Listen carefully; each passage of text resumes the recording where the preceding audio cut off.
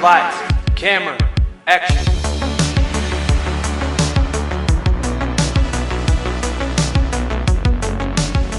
Hi, everybody. Hey guys, welcome back to the podcast. It is officially December and Christmas is right around the corner. So it is time that we start our 4 weeks of Christmas movies, and I'm stoked about it. I'm so excited. I love Christmas movies. Today we're going to be covering one of my all-time favorite Christmas movies. I would say it's probably tied for my favorite Christmas movie. Really? With what? Elf. I could have guessed that. It's just an all-time classic. This one holds a special sentimental value to me, which we can jump into later, but we are going to be covering none other than Home Alone today. So I am very excited about this, and take us away. All right. So Home Alone was released before you and I were born. Yes. On November 16th, 1990. It was directed by Chris Columbus, but it's a John Hughes movie. Yes. Yeah. Yep.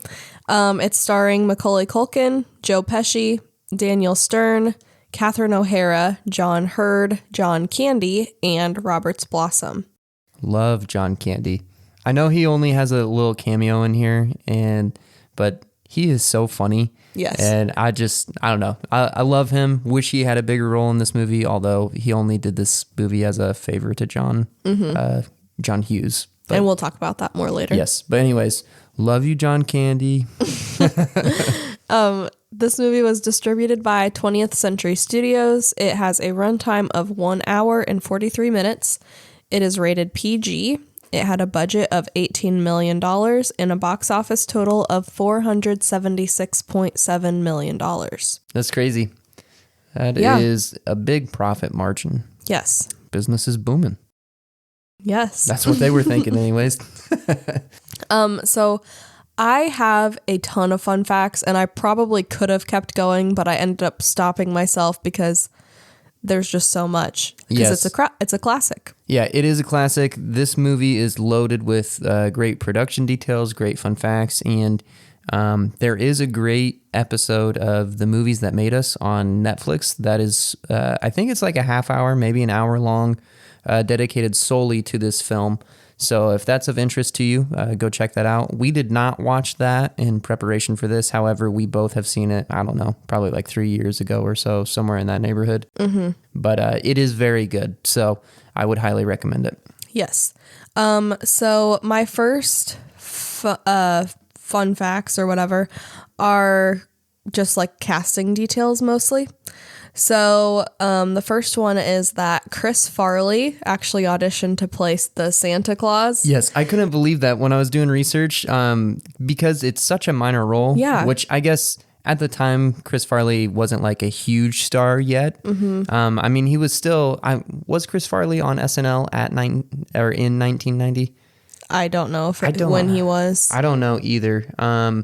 But anyways, he wasn't a huge star yet, but he did audition for that Santa Claus imposter, I think is how they have it listed on the movie. But basically the guy that Kevin goes up to and is like, hey, and wishes for his family back.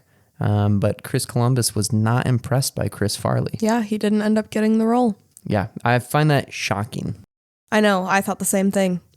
And then my next one is that the role of Uncle Frank was actually written for Kelsey Grammer, but he ended up not being able to get the movie. I think he had a shooting conflict, which prevented him, which I think who ended up getting cast for Uncle Frank? I don't remember. It's not super important because it's a minor role, but he does a great job as Uncle Frank, so I have no problem with it, but I do love Kelsey Grammer. I have a personal soft spot for him because he played Beast in the X-Men movies. And I love Beast.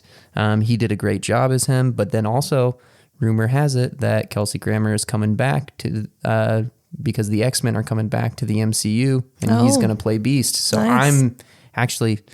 I heard that he shows up in a post-credit scene of a movie, so I'm stoked about it. Well, to answer your question, Uncle Frank was played by Jerry Baman, I think is how you say his last name. Good enough for me.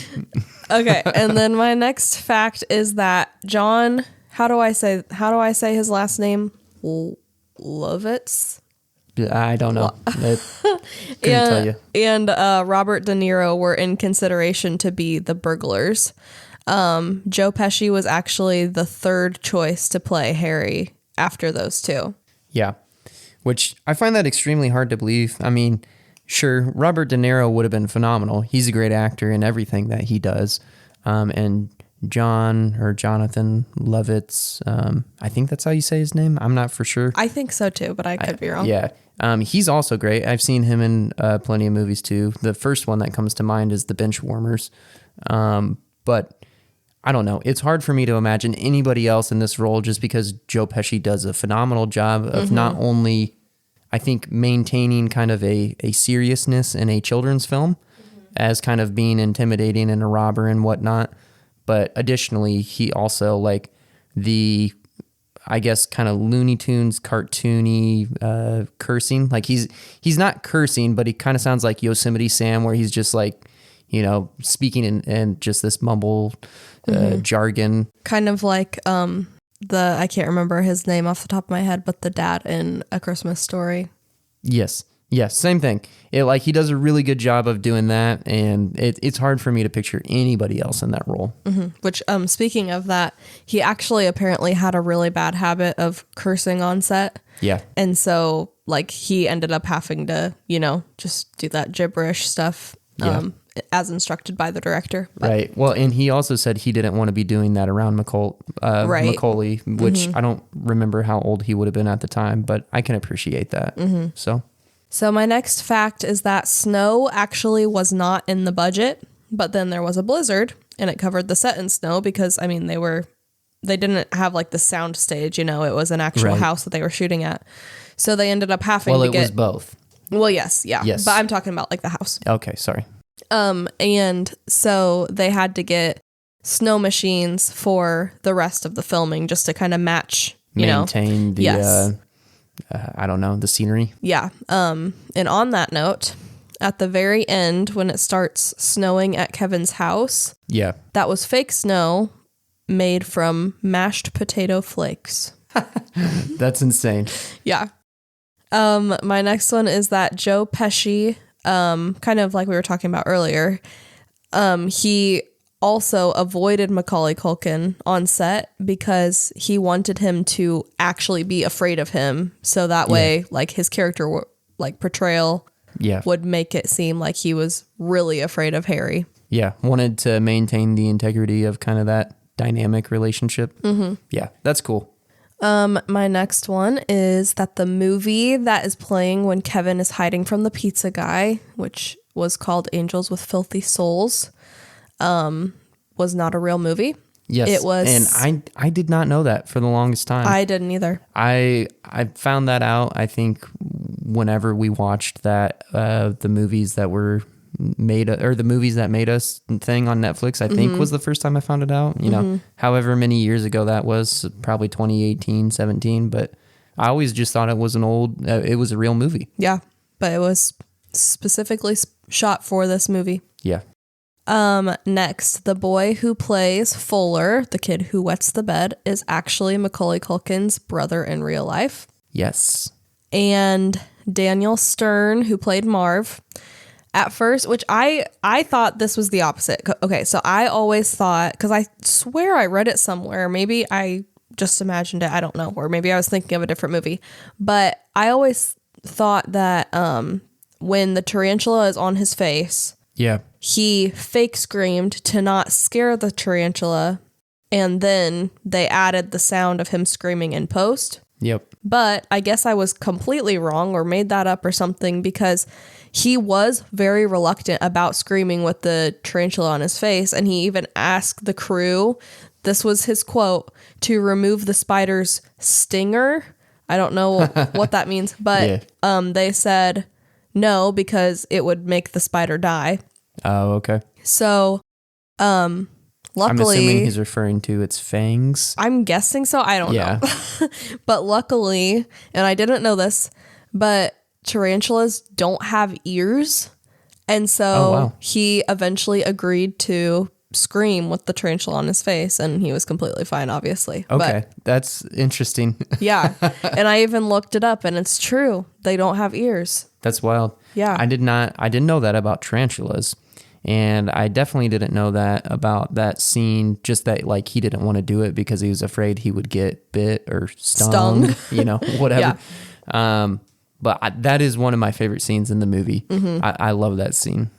And then another one about Daniel Stern is that the ornaments that he steps on. Oh gosh, I hate that scene. That scene makes me cringe, horrible. and I almost can't watch it every time. That one and the nail through the foot. I can't watch either of those. I can watch that one. Oh, I can't. I will say honestly, for those of you who don't know, my original career was I worked in a hospital. I was a respiratory therapist. I am no longer. I had a career change, but I've seen a lot of horrific, and I mean truly horrific stuff in my life. I won't go into any detail, but just very raw, emergency care, intensive care units. That's what I worked in. And so I've seen a lot of crazy stuff. There's a lot of stuff, like whether it's video game violence or movies, that like, it doesn't bother me because it looks like, even though people are like, wow, it looks so realistic, like having seen the real stuff, that stuff doesn't bother me. But that scene specifically, when he steps on those ornaments, makes me cringe every time. Mm-hmm. Well, you can cringe no longer because the ornaments that he steps on are made out of candy, so they didn't hurt his feet. Well, I bet they still hurt. I would have assumed sure that they were probably did. like sugar glass. Probably. But that stuff still hurts, is my understanding. Like, it's fragile and it breaks, but I've heard that sugar glass still can be painful. So my next one is that, and I think everybody probably knows this, that the Home Alone house is a real house in Illinois that you can go to. But the people who lived there continued living there even during the 5 months of filming. Wow. They just had to mainly stay confined in like the main bedroom and like just kind of had to stay there while they shot all their scenes. But yeah, they kept living. That's cool. So, next, during one take where Harry is biting Kevin's finger, when he's like got him hung up on the door, Joe Pesci actually bit Macaulay Culkin's finger and broke the skin in one take. Yeah. And Macaulay still has the scar to this day. Yeah. Isn't that crazy? I guess Joe was committed to doing it for real. Yeah. Yeah. Okay. The BB gun scene where Yes. Marv is sticking his head through the doggy door. They actually ended up having to add some animation in because, so in an interview, Chris Columbus said that, here's his quote, it said, "We paid a guy living in his mother's basement in Chicago $600 to hand paint that BB going into Marv's head. So that was an animated effect." Oh, really? Yes. Huh. Interesting. Okay, last two. The scene where Kevin is wading through the neighbor's flooded basement was actually not a set or a house. They set up a high school swimming pool to look like a basement. Yes, I did see that during the production details, and I figured you'd have it in fun facts, which is why I left it out. But I could not believe that when I read it. Yeah, they did a great job making it look like a real basement. Yeah, would never have ever guessed that. And my last one is that the majority of John Candy's lines were improvised, and he was the only actor allowed to improvise. He was only paid $400 to do the movie, and he was doing it as a favor for his friend John Hughes, who, as we said before, it's a John movie. Hughes film. Yeah, I thought that was awesome. I saw that too. And the only reason that John Candy was allowed to improvise was because he was doing it as a favor for Hughes. Right. Yeah. So, anyways, all right, sweet. So time for production details? It is. Okay. So principal photography began on February 14th, 1990. The movie was shot in, I'm sorry if I say this wrong, Winnetka? I'm not sure. It's a town or city in Illinois.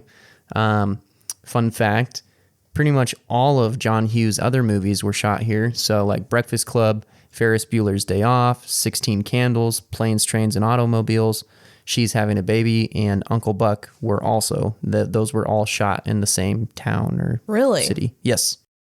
Yep. During production of the film, call time, which is a movie term, what that means is that everybody who's a part of the production has to be on set at a certain time, like whatever the call time is. So call time during production was 7 a.m., which conflicted with Joe Pesci's morning round of golf. Joe did not take kindly to this.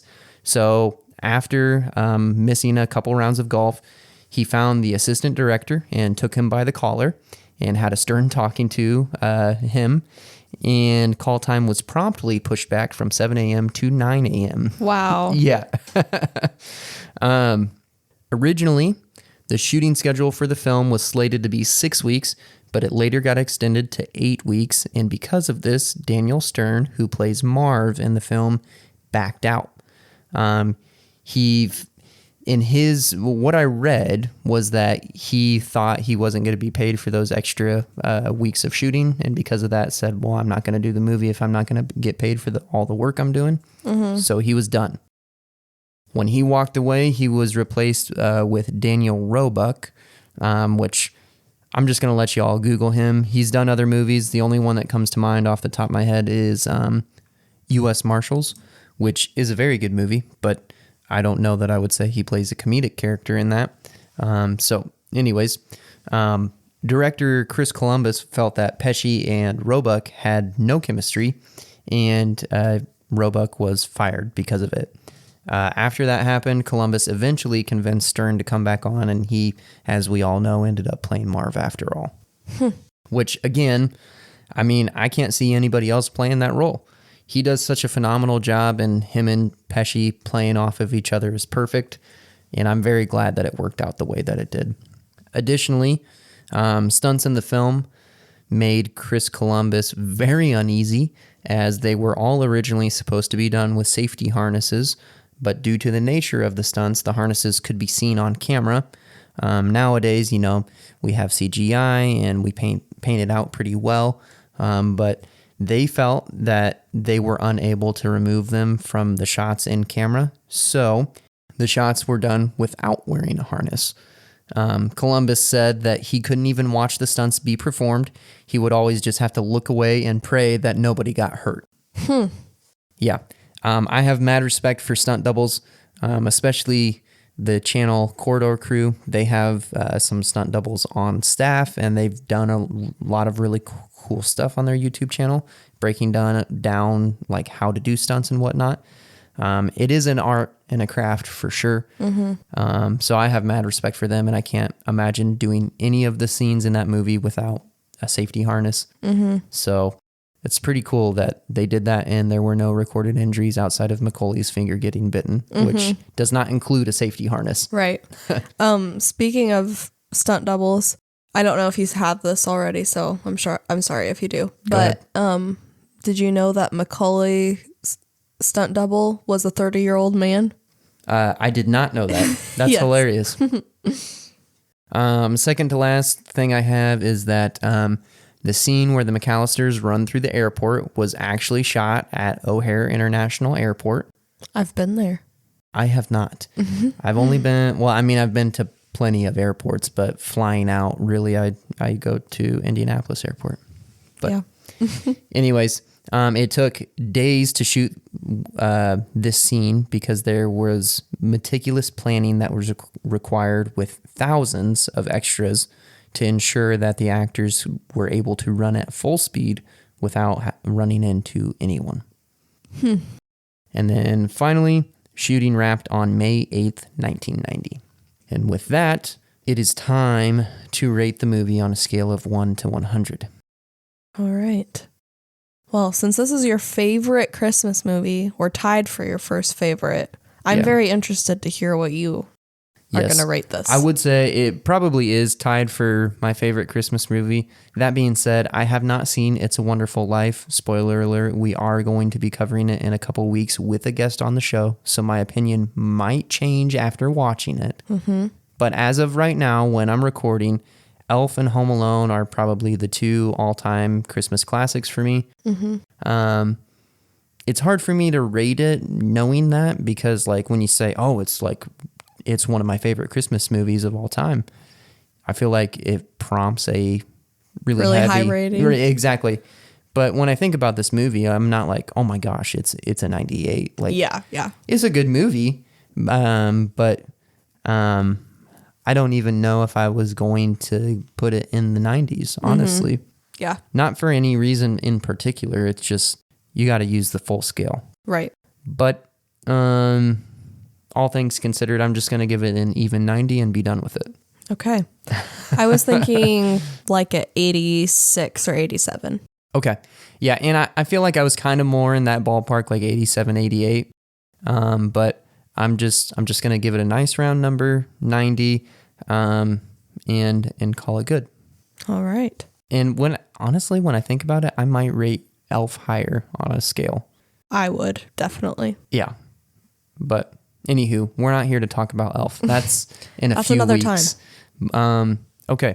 So some of your favorite scenes or likes, dislikes, or anything, what do you want to talk about? I'm trying to remember. Usually I type out like a list of my favorite scenes ahead of time, and I forgot to do that for this. There was a scene that I was laughing pretty hard at, and I can't remember what it was. Do you remember what it was? The only scene I remember you laughing at, I mean, I know you laugh, but like genuinely laugh pretty good at, was when Kevin goes out to the treehouse and he's like, I'm going to call the cops.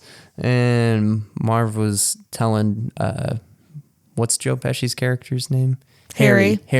He was telling Harry, he's like, oh, we better get him before he calls the cops. Oh, yes. And he's like, call the cop from a treehouse? Yes. And he like yells at him and hits him. Yeah. Yes. That was pretty funny. But I don't know if that's the scene you were thinking of. I don't remember, honestly. But yes, that is a good one.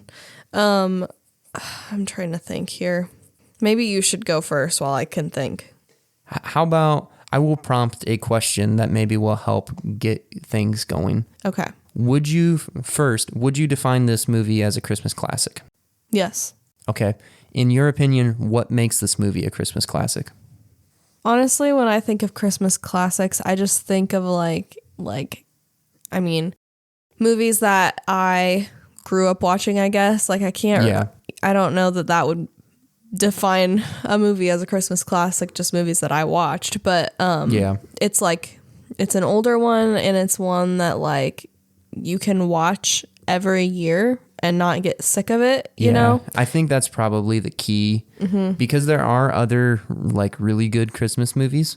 And mind you, like most of the time, I would say most people, I have never been in this state of mind, but most people will not watch movies in Christmas movies in May. Right. You know? Yeah.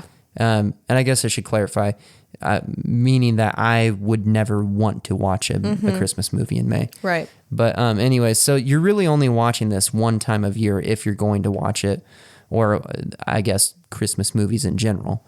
So it does help in that sense that like, oh, it's been a while since I watched it, let's pop it in again. But I do think that there is that is probably the heaviest qualifying material for a Christmas classic, is if you can watch it year after year and you actually want to watch it year after year and not get tired of it. Because I think there are some really good Christmas movies that like are maybe a little bit more dramatic or things like that. Not referring to like It's a Wonderful Life or anything, because I have not seen that. But there are some ones that I can think of that maybe are a little bit weightier that I don't always want to watch at Christmas time. Have you seen Christmas Shoes? Yes. That one I can't watch more than like maybe once every few years, because I mean, it's so hard to watch it. Yeah, that's actually a perfect example. It just, it's not that it's not a good movie. Right. It's a great movie, but it's heavy. Exactly. And it's not something that you necessarily want to carry around with Christmas every single year. And sometimes some movies you watch multiple times during the Christmas season. Right. Like we unintentionally watched some of Elf the other day at a Thanksgiving gathering because it was the 20th anniversary. So it was just playing in the background. It just like that. Like, I mean, I definitely watched some of it. And I have no problem being like, oh yeah, let's watch it again here in a couple weeks. Right. So, yeah, I agree. I think rewatchability for sure is huge qualifier. Is there anything else you think that makes it a classic? I don't know. I really do think the rewatchability thing is a huge thing. Cause like, I mean, when I think of Christmas classics, I think of, like the stop motion ones, like Santa Claus is coming to town and Rudolph and Frosty and, that kind of, well, I guess Frosty isn't stop motion, but it's kind of in that wheelhouse. Yes. It's not stop motion, but lumped with those, that era of films. And then, also like A Christmas Story, like that's another one I would consider a Christmas classic. I mean, they literally air it for 24 hours straight every Christmas, like it's just, I really think rewatchability is a huge thing. And I think, also it's just like this movie is just one of those that's just like beloved for so many years. Like it's aged well, Yes. That's actually probably a great qualifying or qualifier, I guess, is if it still holds up. And this movie definitely does. Yeah. So were you gonna ask me any other prompting questions? No, I don't think so. I think hopefully that maybe got your gears going a little bit. No, it didn't. Oh, okay. I do, I will say I do have one like thing that I don't love about this movie, and it's just me because I don't know, I'm just strange, I guess. Okay. I really struggle with the scenes that his whole family is in. Yeah, I don't disagree with that. That was one thing that I kind of wanted to hit on, just in the sense that like I totally understand what the filmmakers were trying to do. Yeah. Just in conveying that, the holidays, whether, it's Thanksgiving or Christmas or New Year's, whenever these big family gatherings, especially kind of those winter ones where you're all inside, because, like 4th of July or whatever, you might have your family scattered between indoors, outdoors, or in the pool, whatever. But when everybody's kind of tight and confined, sometimes, hopefully not all the time or at all, but it does happen sometimes, that emotions can run high, people can get stressed out, people, kind of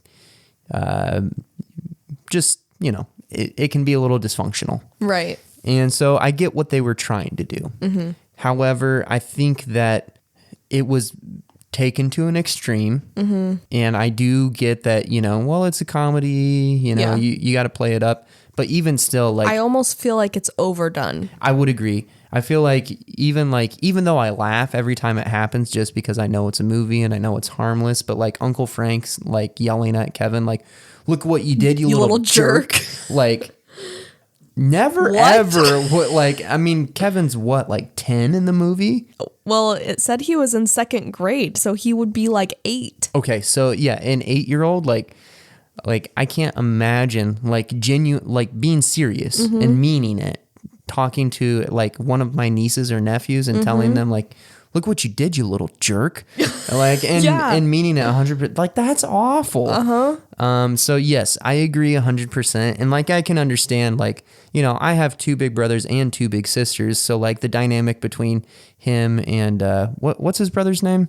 Fuller? No. That's his cousin. His big brother that's mean to him. Oh, I don't remember. Oh, shoot. I used to quote it all the time. Buzz. Buzz is his name. I kept wanting to say Butch, and I knew it was wrong. Buzz, your girlfriend. Woof. Anyways, I understand like what they're going for with like the brother dynamic when, you have a brother that's like being kind of like, mean, teasing, whatever. Like, and I have great big brothers. If either of you guys are listening, I love you both very much. And I never felt like you were like Buzz. However, I get what they're trying to do, but even that, just, maybe taken to an extreme a little bit, especially with the cousins. Like, you're such a disease. Like, it's just very hateful thing, like genuinely hateful things being said. So yes, I do agree. Yeah. And I guess they had done like a test screening of this movie, and they had a lot more scenes with the family in it. And the people that watched it responded very negatively. So there was going to be more, but they decided to take a lot of it out. And I'm glad they did. The audience just wanted to see more of Kevin. Right. And I completely agree. So. The only thing that I can figure is that when they were making the film, maybe they thought that, man, we really have to make this family hateful towards him in order for him to wish that they're gone. Exactly, that they're gone and he would never see them again. Like, because that's a pretty far extreme too. And on that note, just the way that like he talks to his mom and his family in general, like, I don't know about you guys, but I would have gotten soap in the mouth, like, and worse than that. But like, it's just totally unacceptable behavior for a child. So seeing that play out on TV or like a movie, like, not great, I guess. But anyways, it is a movie, it's a comedy, whatever, so you can kind of stand back and laugh at it. Yeah. But anywho, okay. So some of my favorite scenes or likes, dislikes, I guess. I agree with everything you said. I love the scene where Kevin is walking home from getting groceries and Harry and Marv almost run over him and he just stares at the van and screams. That one makes me laugh every time. I think it's hilarious. I also like, now that I'm thinking more, I like the scene where he's like talking to himself in the mirror. I think that's so funny that he's just like a little man using aftershave and stuff. Yes. And also like the grocery store scene when he's talking to the clerk and he's like, for the kids. Yeah. Yes. I'll give them a whirl. Yes, I agree. I love those scenes too. I also love Harry and Marv's dynamic. They play off of each other so well. They are so funny. I love all the scenes that they're in. Have no gripes about that. I specifically love when Angels with Filthy Souls plays. Well, when they show up to the house and Kevin plays it and throws the firecrackers in the pan.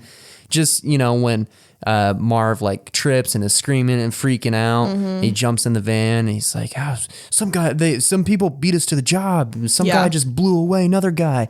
I know I've heard that name Snakes before. And Snakes. I don't know no snakes. I don't know no snakes. Yes. While I'm thinking about it, I would say that's probably another qualifier for this movie being a classic is that it's very quotable. Yes. Like it's easily memorable. Memorable is what I meant to say. Rememberable. It's easily memorable for like those good one-liners, I guess. And they're genuinely funny. You don't get tired of them. So that's another thing, just that it's very quotable. Yeah, I would agree. But anyways, I love that scene, and when they're kind of freaking out and Kevin plays that. So that's another one. I'm trying to think of what else. There's a lot of really good ones. All the scenes with John Candy. Love those scenes. I think John Candy's hilarious. He's done so many funny movies. I wish he was still around doing comedies today.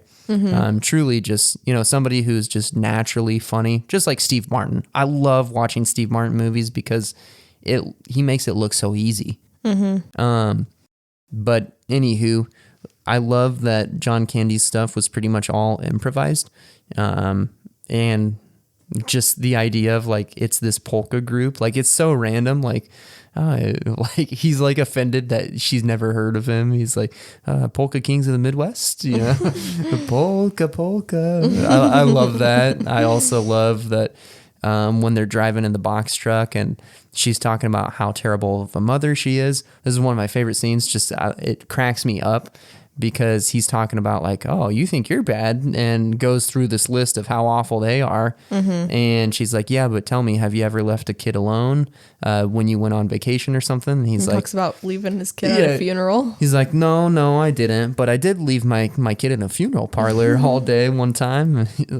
My wife and I, we finally came to our senses. We came back and got him, and it had just been him and the corpse and all day together. And but he came around to his senses. He started talking again after about 6-7 weeks.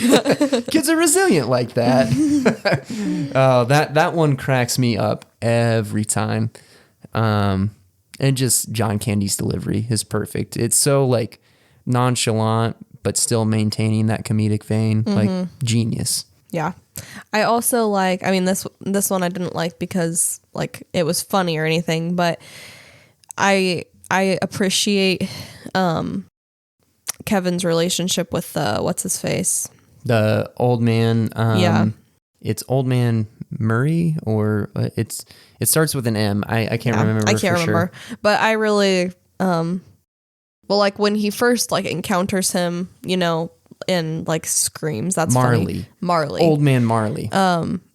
But I really like the scene where they're like in the church and talking and, Yes. Yeah. And I also, I mean, at the end when Kevin looks out the window and sees him hugging his son and granddaughter that like he hadn't talked to in however long, like yes, it honestly makes me tear up a little bit, like seeing that. But me too. Yeah, I like all the scenes with him in it too. Me too. I love the scene where they're talking at the church. And he's like, yeah, I got a sweater with something knitted on it. I don't remember what he says. I think he said a bird. Yes, I think you're right. A sweater with a bird knitted on it. And Old Man Marley's like, oh, that's nice. He's like, not for a kid in the 2nd grade. Yeah. You get beat up for wearing something like that. There was a rumor about a kid who wore dinosaur pajamas. That he wore dinosaur pajamas and he got pounded. Yeah. That one's a good one too. Yeah. But yeah, I think this movie's chock full of scenes that are like that, that never cease to make me laugh no matter how many times I've seen this movie. And I think I kind of hit on this in the intro a little bit, but I have seen this movie a bunch of times. I had seen it prior to this, but about 10 years ago, give or take, maybe like 12 or so, I don't remember. But my family started a tradition of watching this movie every night before Christmas. So we watched it on Christmas Eve as a family after the kids had gone to bed. We'd stay up and watch it, and it usually, would go until about midnight, depending on when the kids went down and whatnot. But this movie holds a lot of sentimental value for me, having watched it every year on Christmas Eve. And I have seen it a bunch of times, and it's still, I have no issue watching it or feeling like, man, I need a break, or I don't want to watch it this year or whatever. It's still always very funny to me. Yeah. And you've been a part of that. Even before we got married, you had watched it with my family and I as a part of that tradition. I did. It's a good one. It is. Okay. Well, I'm trying to think if there's anything else that I want to touch on. Is there anything that comes to your mind as far as things you want to touch on? No, I don't think so. Okay. Well, I think we hit on pretty much everything, so that pretty much wraps up this week's episode. Thank you guys for joining us. If you liked what you heard, give us a thumbs up or give us a 5-star review on Spotify. It does go a long way. Next week, we are going to be covering a movie that is surrounded by a lot of controversy at Christmas time. There's a lot of talk about it. I will preface this that Emily and I have not seen this movie. We are watching this movie strictly because of the controversy that surrounds it. And I will put an asterisk out there that it is rated R. And my understanding is that there is mature content in it. So I am not recommending that you go and watch this movie. There is language in it, as well as other things that probably aren't suitable for children, or, maybe not suitable at all. But we are going to watch it to cover the topic of controversy of whether or not Die Hard is actually a Christmas movie. Yes. Is it or is it not? I don't know. We're going to find out. We're going to talk about it next week. Emily, do you know, is it streaming anywhere for our viewers? That is a great question. I have no idea. Okay, let's see. We can look it up real quick and find out. Hulu. Okay, so if you want to watch it ahead of time, it is streaming on Hulu. It is also streaming on Tubi. Yes. I think it's actually on YouTube for free as well. Looks like it. Yep. So, anywho, if you want to check it out and let us know if you think it's a Christmas movie, go ahead. Just be forewarned that there is mature content in there, and we are not recommending it. We are going to review it, though. Yes. And we will decide if it is a Christmas movie or if it is not. Yes. But anywho, we hope you guys have fun prepping for Christmas. This is the most wonderful time of the year, my favorite time of year. But, we hope you have a great week. Love you guys. And stay safe. All right. See you next week. Bye.